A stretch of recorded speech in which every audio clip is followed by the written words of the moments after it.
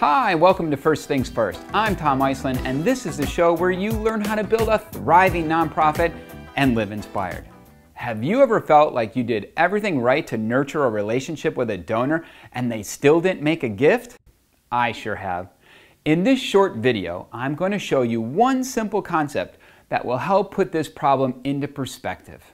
All right, let's say you're trying to solicit a $5,000 gift from one of your major donors. The problem?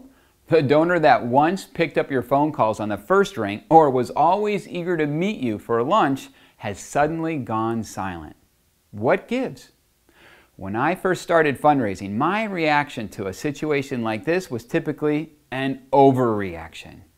I'd think, did I say something wrong? Did I do something wrong? Does she no longer want to donate?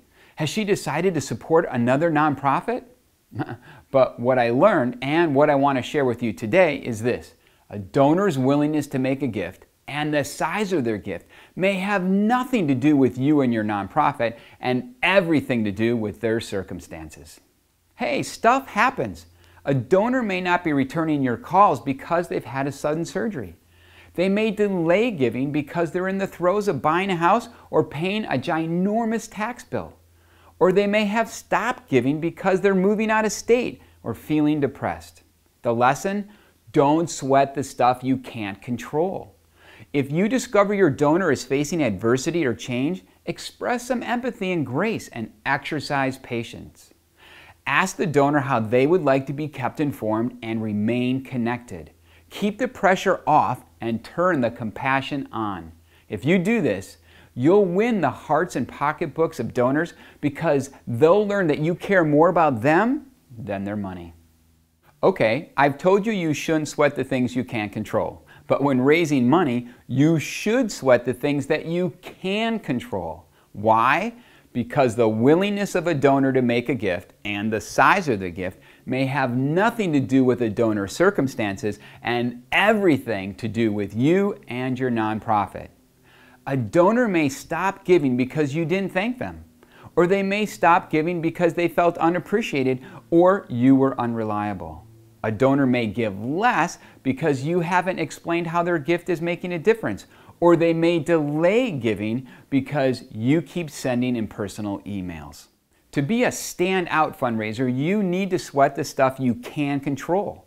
This is why it's imperative that you're always striving to improve donor relations, customer service, and programming impact.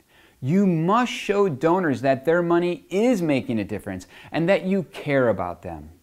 You want the entire donor experience to be exceptional because happy, satisfied donors make loyal, generous donors. The small stuff matters. Do more of it, even if it requires you to break a sweat now and then. Well, that's it for today. Thanks again for tuning in. And if you haven't subscribed, please do so. There's lots more videos coming your way.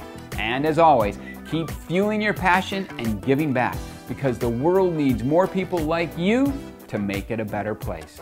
Have an outstanding day. Welcome to First Things First on location.